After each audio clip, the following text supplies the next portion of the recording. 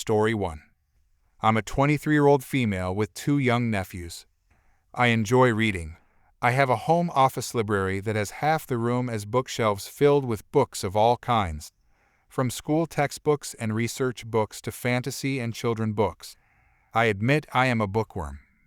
Anyway, my nephews have started reading a lot more, so I decided to buy them some of my favorite books to read as a child. Books like The Magic Treehouse, Geronimo Stilton, and The Enchanted Castle, Ect. When I went over to give them the books, my nephews looked at them for a few minutes, then threw them down on the ground. We were outside on the back porch. My nephews started asking what else I bought for them, and why I gave them smelly, boring old books. The books were brand new, still had the stickers on and everything. I thought maybe they were just being kids because you know they are kids, but when I explained I just brought the books for them, they threw a huge tantrum. They were screaming and crying about why I didn't buy them video games and toys, instead just gave them stupid books. They started stomping all over the books on the ground. Their mother, my sister, did not stop them. In fact, she scolded me for not getting them something they really wanted, like video games. I started arguing with her that she told me that they loved books and they wanted to read more, so that's why I got them the books. I thought they would enjoy these books as I did as a child. My sister screamed at me about being self-absorbed and how not everyone loved books like I did. But she was the one who told me that my nephews really loved books like I did. Repeatedly. I knew I was getting nowhere with this argument, and my nephews were screaming in the background, so I picked up all the books off the ground and left to go back home. Within the next few days, my sister repeatedly called to berate me and yell at me for not getting them something else. Then after a week, my sister called to ask if I was getting my nephews anything better because they were so disappointed and upset. I told her no. She yelled at me some more. Before she hung up, she asked when I was going to bring over the books again or if she needed to come get them. I told her no and that I was keeping them because she and my nephews were being ungrateful and entitled. I told her that she should teach her kids better, not to be spoiled brats, and to be appreciative of any gift that someone gives them regardless of if they liked it or not. Like I said, I enjoyed these books as a child and would love to reread them as much as I can. So I decided to keep them for myself because my nephews didn't want them to begin with and were being entitled brats. Edit. My sister has raised my nephews to be spoiled rotten. If they don't get their way, they will be little monsters to you or others, and my sister encourages their selfishness and bad behavior. One of the reasons I am low contact with her right now. For the people that are asking for my nephew's ages, one is 7 years old and the other is 2 years old. I mostly got the books for the 7-year, but thought maybe he or my sister could read them to the 2-year-old, like bonding time or something. And yes, both play video games. My sister buys each a small hand-held kid iPad or whatever it is called. I'm not sure. I didn't even know that such a thing existed until my nephews were a little over 1 year old. They both were taught how to use them as well as YouTube, kids' TV channels, and Game Boys. I've ranted about young kids using technology in another sub before. When I was a kid, we played outside. My 7-year-old nephew knew how to use basic internet computer at the age of 2. Now my 2-year-old nephew does as well. I believe today's parents rely way too heavily on technology to keep their kids busy. But that's just my opinion, based on my experiences with my nephews. Story 2. In my area, we have a community garden that is run by volunteers, including me. It's pretty standard community garden rules. At the start of the season, you get an assigned plot and pay, you plant things there, and take care of your little garden area. If you don't plant, or don't care for your plot, you lose it to the next person on the waiting list. It's the first thing of its kind in our area, and there is a pretty long waiting list. Because our garden is run by unpaid volunteers, we have been somewhat slow to contact people whose plots have not been planted. We were almost 2 months into the season before I emailed the few errant people for the first time. Almost everyone responded immediately. There was just one empty plot that remained empty after another few weeks of emails. I actually called the number of the lady who the plot was assigned to. I will call this lady not a gardener or Karen. Karen was shocked to hear that she was in danger of losing her plot, and furious. I get it, maybe the emails weren't received, one of us should have called right away. She kept demanding to talk to the person in charge, and kept asking about her vegetables, and who was at fault for this negligence. I apologized again, and just let her know that she needed to come and plant soon or give the plot up. I got off the phone as quickly as possible because I did not want to deal with her. I had the pleasure of meeting Karen the following weekend when I was at the garden with my 2 little kids. She marched over to me and with no introduction, immediately started in again about the negligence and how we could be so unprofessional and where her vegetables were. She was puffy and angry and very, very rude. She wouldn't let me finish a sentence and was trying to tell me she was going to get me fired from my volunteer garden position. I was trying to calm her down, but she wouldn't let me get a few words into it before she interrupted me. Finally, to get her away from my kids, I said, "Let's go and see your plot." We walked over to the area where her plot was, and it was very clear that it was the only neglected plot in the whole garden. The other plots have many plants already growing big. You can see peppers and tomatoes starting to be ready, cucumbers climbing all over the place, and a huge variety of greens and herbs. Karen's plot is dirt and weeds. She basically stops dead in her tracks, sputters a bit, and then her whole tone changes. She went from being angry to wailing and crying about how we could do this to her. How could we treat her like this? What had she done to us? Was it because she was new? Because she was American? Poor her. She deserved better. What about her vegetables? She really needed her vegetables. She gets a little hysterical and starts to point out plots that are grown and have vegetables, and demanding those. She even went as far as to try and grab a green tomato from the neighboring plot. But her heels slipped a little, and she almost fell. This set her off more, and she is making quite a show so others in the garden come over to check on her. As she wails on, I suddenly realize what is happening. Karen thought that the community garden meant that we were going to garden for her, and her fee at the start of the year is for us to plant her vegetables and care for her plot and harvest her veggies for her. She has been sitting at home all this time, expecting vegetable deliveries. I should have figured it out sooner, but all I wanted was to not deal with her. So I wasn't paying as much attention to her as I should have. Also, the garden rules are pretty clear, and when she paid, she signed an agreement to the rules. I explained it as nicely as I could to Karen. The plots are for her to plant and grow. Her small fee only covers the cost of the land and irrigation system. If she wants the vegetables, she's been demanding she needs to plant them and care for them. It is her job, not ours. She is the one that works on her plot, not us. It takes a few tries to get this through, and luckily another volunteer is there to be with me as a backup. She, of course, gets angry again about how no one told her. But she signed the paperwork, and it's all very clear there. I let her know there's some money left. If she wants her fee back, we'll give it to her and give her plot to the next person on the waiting list. She yelled at me that won't be necessary, which was funny because it's a polite sentence, but she said it in the rudest way possible, and she stomped off out the gate and away. Next weekend, I go to the garden and surprise. Her plot is planted, and it looks great. She has a good variety and things are done neatly. There are little paver stones to walk on and tons of veggies. It turns out, she has hired a professional gardener to do her community garden plot for her and deliver the veggies. He's the best guy. He's very nice and polite and happy to talk about why the tomatoes are dying or how to add more potassium through compost. He is willing to babysit other plots if people are on vacations. He's super friendly, and it's great to run into him. He has set out seedlings for anyone to take a number of times as well. I am so happy to not have to see Karen ever again, and instead we have an awesome new friend. Story 3. Background: I'm a teacher of math and science. Let's call me Miss Edu.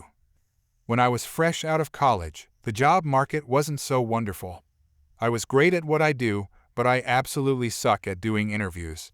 Coming to a point of almost giving up, an opportunity was handed to me. A former lecturer of mine recommended me to a higher institution for an assistant lecturer position, which was awesome, or so I thought. I went in, did the interview, and was hired right on the spot with the stipulation that I would work for a year being tested on contract, and if I performed well, I'd be hired permanently. I did exceptional. I got the highest evaluation score in my department, got not one bad student evaluation, and was made the secretary of my department, as well as the social development coordinator. Things took a turn when I got the second half of my contract and realized that I would essentially not be employed for the summer term. I fought tooth and nail. My department head, Mrs. Pye, false name, fought tooth and nail, but no one would budge. Disappointing as it was, I was out. 2 weeks before the start of the fall term, Mrs. Pye called me. "Mrs. Pye, Miss Edu, will you be coming back to work with us for this term?" Me, no, I haven't heard anything from the institution since my contract ended 3 months ago. That's funny because they have a timetable prepared for you. That was the beginning of a lot of back and forth between the institution and I. I was told to write a letter stating why I was upset with not being paid for 3 months. Really, people? I was told that if I returned, they'd put me back on contract. Well, fat chance of that happening. I was told I was not privy to the information being discussed about me. And at the end, I was subtly told that no other job would want me, like they were all I had. I already had 4 job offers. In the end, I got a job with better pay, more flexibility, and more respect. A week later, I was called, begging to take my old job back. The revenge. A month later, I was in transportation with a new student who I discovered was in the program I taught at my old job, and being petty, I struck up a conversation. Me, not to bother you, but can I ask a question? Student, sure. Do you have a math teacher? Yes, but we were told that she's still on vacation, and she wouldn't be returning for another couple of weeks. Wheels are starting to turn in my head. Me, by any chance do you know the name of this teacher? Yes, her name is Miss Edu. I started chuckling. I'm Miss Edu, and the institution has been aware for weeks that I'm not returning. You can tell your classmates that. Needless to say, she was pissed and shocked. To get a certification for the program, it is a must that you complete the math course. After that, I made sure to call the lecturer who had recommended me. I informed him what had happened to me and told him if he really cared about his students, he wouldn't recommend anyone else to that place. He was livid. The fallout. News started to spread at the institution that there was no math teacher and majority of the students left the program. This program was also subsidized per student by the government, and with so many students leaving the institution took a hit financially. In the middle of the term, they got the overseas external examination results of the students I'd taught. It was the best result the institution had ever had for math. 98% of students passed. I was called, congratulated, and offered back my job. They still hadn't found a replacement. No thank you. Because of what had happened to me, no one would recommend a decent teacher to the institution, so they got stuck with someone who was taking a semester off of college, because he had failed too many courses. After 3 months, he left and the program further went down the drain. They lost out on their subsidy. Because of that, they couldn't pay other teachers to do the program, so no one would take up teaching the classes for the other courses. Their reputation went downhill. And 3 years later, they are still calling me to consider coming back. What do I do now?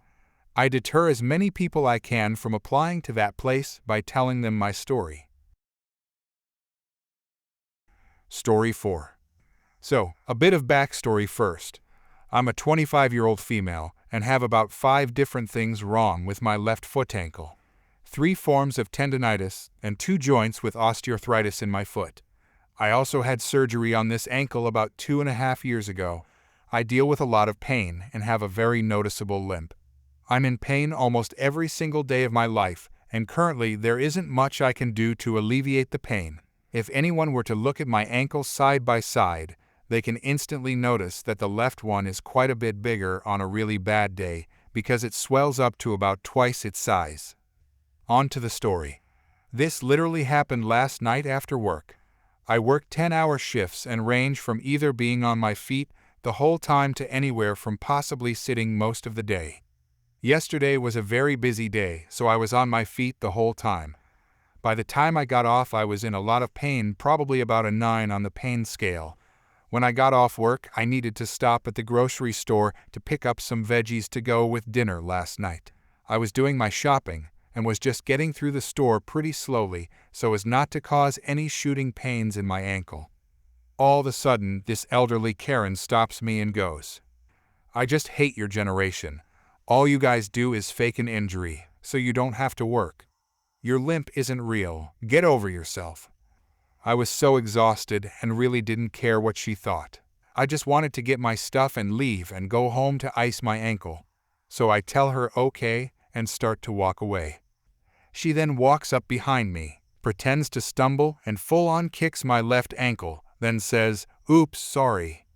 I yelp in pain and now fully pissed off while also crying in pain. But I turn around and scream. "Okay, witch, look at my ankles. Do you notice the difference in sizes? I'm actually in a lot of pain. I just got off a 10-hour shift with being on my feet the whole day and have multiple injuries in this leg." Karen puts her surprised Pikachu face and says, "Well, how am I supposed to know that?" "You aren't, because we don't know each other. But you decided to make my problems your business by saying I'm faking it and then kicking me." After that, a nice employee walks up after hearing my yelp and commotion. What seems to be the issue here? Me? I was accused of faking an injury because my generation sucks and then was kicked in my bad leg. Karen, she's faking it, and you can tell she can walk just fine. I didn't mean to kick her. I stumbled and it just happened. The employee turns to me. "Would you like to have the police called to file a report?" Karen goes pale white and starts to stutter. "Me? No, I just want this lady to duck off and to finish shopping and to go home." Karen tries to continue pleading her case, but instead she gets kicked out of the store and I get a discount on my groceries. No big interesting ending. I also didn't file a report because of the time it would take, and I was in so much pain I just wanted to lie down. Edit. I see a lot of people are saying I should have pressed charges.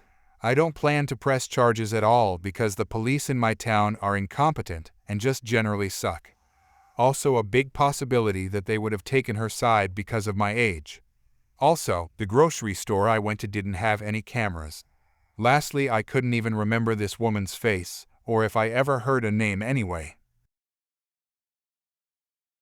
Story 5. So I made my usual stop at the local gas station this morning only to find the parking lot full of cars. I expected to find a line, but as soon as I walk in the door, I am greeted by a woman, the Karen of our story, along with her 6 crotch goblins. They are raiding the candy rack, and she obviously has no control of the situation, nor does she seem to care. They are blocking off the main access to the store, and a gentleman, the hero of the story, walks in behind me. Myself, being a non-confrontational person, am assessing the safest way around as he politely says excuse me, so I step to the side. He makes the same approach to the Karen and her kids, to which she angrily snaps her head up at him and says, "I'm sorry, can't you see my children are picking out their candy? You can wait, it will only take a second." He looks back at me, to which I just shrug and opt to go around the tight back aisles, avoiding the stock boxes on the floor. He follows me, and we both come around at the drink coolers where I proceed to snag a drink. Guy does the same, and just as I am about to move on, the dreaded throat clearing erupts from behind us. "You two are unbelievable. My children were about to get a drink, and you just shoved your way around them. Do either of you have any manners?" Guy smiles and says, "My friend, I was just grabbing our drink. You can wait, it will only take a second."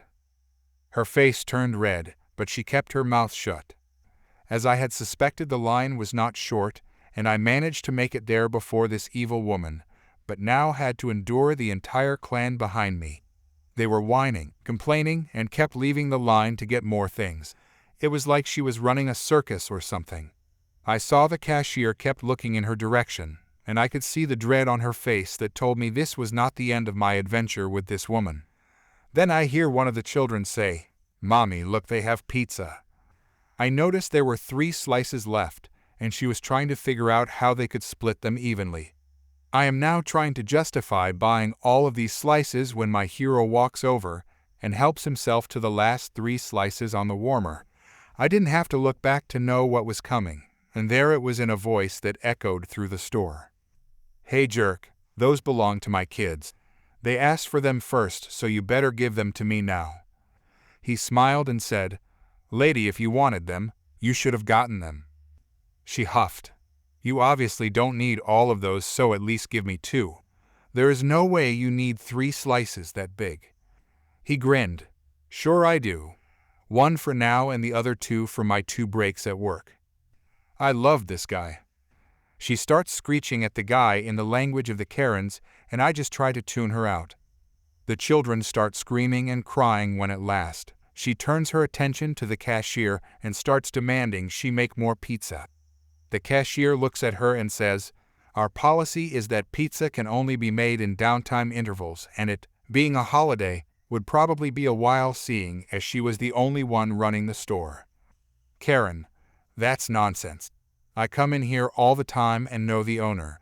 Let me speak to him right now. I am going to have you fired and this man removed from the store." At this point I'm laughing to myself because I do know the owner, and I see the biggest grin come across the cashier's face. "That's funny because I know all the regulars in this store, and I have never seen you before. As for talking to the owner, would you like to speak with me or my spouse?"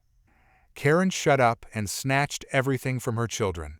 She started stuffing it anywhere she could and shoved her screaming horde out the door. Guy still bought the pizza, and between him, myself, and the cashier we all shared a good laugh. I mean, I know holidays can bring out the worst in people, but wow. Story 6. I'm a 33-year-old man, and I'm the firstborn child of 2 very successful attorneys. My father is not a very bright man, and I've already written about him being a lost cause. This time, I want to delve deeper into my story and tell you about my mother. A little background about her. She immigrated to this country when she was 2 years old.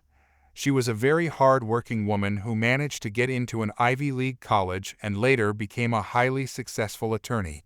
All of that is admirable, and in many ways, I looked up to her as an example of what determination and ambition can accomplish. That being said, behind all those accomplishments, there was a very different person raising me and my siblings. My mother, when she punished us, was extremely harsh and manipulative, almost cruel at times. I would even say she had no empathy. I don't remember her ever being an emotional or affectionate person. I remember as a kid, I'd try to make her laugh by telling jokes, and she would just stare at me as if I had wasted her time. The one time I remember her laughing uncontrollably, we honestly thought something was wrong with her. I'm not exaggerating. One of my earliest memories was when I accidentally caused my brother's pet to pass away. My brother, who has severe autism, had a pet snake. He was upset because the snake wouldn't close its jaw, and I thought I was helping by gently trying to close it for him. I remember the snake suddenly going limp, and my father confirming that it was gone. I was just a child and had no idea that what I did would hurt the snake in any way. But my mother didn't care. My younger brother started crying and mourning his pet, and my mother rushed into my room with an angry glare. She started screaming that she was going to send me away to live with another family, that I was no longer her son, and that I was some evil child. I broke down crying. Tears wouldn't stop streaming down my face. I truly thought I was helping my brother and his pet. My mom later sent me to therapy to speak with a child therapist. Ever since then, I've always felt like she viewed me as some sort of monster, as if I was a curse she had the misfortune of raising. I honestly thought I was living in a twisted version of a horror movie where the child is seen as evil. I hated coming home as a kid. I was an easy target. Whenever things weren't going right in her life, she would take her anger out on us, especially me. Since I was the eldest, I was her main target for criticism and punishment. To avoid this, I would sign up for as many after-school activities as I could: football, rugby, debate team, part-time jobs, anything to stay away from home on her bad days. My sister, on the other hand, was the golden child. She could get away with anything. She got designer clothes and shopping trips whenever she wanted a new wardrobe. I, on the other hand, was expected to wear second-hand clothes and was never invited to go shopping with them, even when my mother was buying jeans for me. I remember having to wear jeans that were painfully tight and literally begging her to take us shopping for clothes. I swear, it felt easier pulling my own teeth than convincing her to take me shopping. For the most part, I was expected to be quiet and compliant, to just accept things the way they were and not complain. My mother was very much the children should be seen, not heard type. My siblings, however, if they needed something, they got it. It was always a struggle for me. The most traumatizing event happened when I was about 14. My parents convinced me to go with my friend and his father to another state for winter break, even though I didn't really want to. The entire time, my friend's father bullied me. Every single day, he found something to make fun of me for. Things got worse when I met my friend's grandmother, who had hearing and memory problems. I politely introduced myself, but she kept calling me by another name. Not wanting to be rude, I responded when she called me that name. My friend's dad found it funny and started calling me by that wrong name for the rest of the trip. It became extremely annoying. When we finally got home after 2 weeks of nonstop bullying, my friend, his dad, and I were standing in the kitchen with my mother, my siblings, and a family friend. My friend's dad thought it would be funny to flick me behind the ear. At that point, I had had enough. I turned around and yelled, "Stop!" My mother walked up, tapped me on the shoulder, and quietly told me to go to my room. I knew then that my fate was sealed. While I was in my room, my friend's dad told my mother a very biased version of the story, making me sound like a disrespectful and rude kid. He told her about the name calling, twisting the story.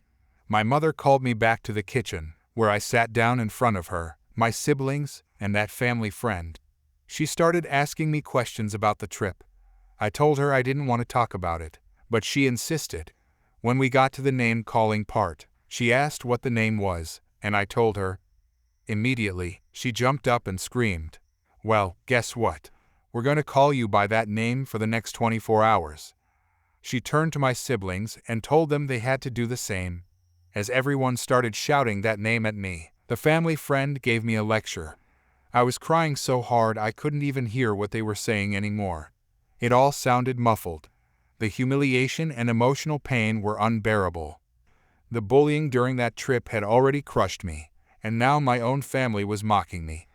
The situation got so bad that even my friend's dad, who had started it all, looked guilty. He tried to apologize to me, but I just ran away in the rain. I ended up hiding under a bridge near my house and sleeping there overnight. The only reason I went home again was because a police officer found me under the bridge and escorted me back. To this day, that incident still gives me nightmares. As we grew up, my mother treated us like financial burdens instead of her children. Anytime we criticized her or disagreed with something she did, she would remind us that she spent money on us and that we should be quiet and obey her. Anytime I raised a legitimate concern, she would shut me down with, "Well, I spent this amount on you." That line always made me shut down emotionally. I would just give up and pretend like nothing had happened. This became an everyday occurrence. When I was in college, I reached such a low point that I attempted to take my own life. It was one of the darkest periods of my existence. My resentment toward both of my parents had grown so intense that I thought ending everything would be the ultimate way to escape it. When I told my mom about it, she pretended to care at first. But a few days later, she was back to yelling at me for not cleaning the house to her standards. A few years later, my sister graduated from law school, and our family decided to host a graduation party for her. My dad rented a vacation home and told me it would be a family event. Later, he called to let me know that my mother had invited her hairstylist and their partner to stay at the house too. As a result, I was relegated to the couch. I almost didn't go, but I didn't want to disappoint my sister. Looking back, I wish I had stayed home. By the time I arrived, it was a 12-hour journey, and I was exhausted. My parents and sister picked me up from the airport, but instead of heading straight to the house, we went shopping at a warehouse store, and I waited in the parking lot for what felt like hours. Then we stopped at my sister's apartment so she could get ready for a photo shoot. Instead of being able to nap, I sat there listening to my mom and sister talk with music playing in the background. When we finally reached the vacation house, I just wanted to sleep on the couch, but my mom was socializing with her hairstylist and their partner. I stayed up for another 2 hours before everyone finally decided to sleep. I truly disliked that trip. These are just some of the biggest reasons why I'm so frustrated with my mother. I'm currently in therapy discussing these issues with a professional. My therapist often looks shocked by some of the stories I share. What frustrates me most is how people constantly talk about what a wonderful person my mother is, how kind and compassionate she seems. But in my mind, I can't help but think about all those terrible memories. Her clients are mostly young people because she works in juvenile dependency law, and I always think, if they only knew what she was really like at home. When I try to talk to her about the pain she caused, she always deflects and says that she spent money on me, calling me ungrateful. Don't get me wrong, we didn't struggle financially growing up. I was grateful for the stability we had, but not for how she treated me and my siblings. All I've ever wanted was for her to understand my side, but she still refuses to listen. At this point, I don't even think maintaining a relationship with her is worth it. I can count on one hand the number of times in the past 10 years that she's called just to ask how I'm doing.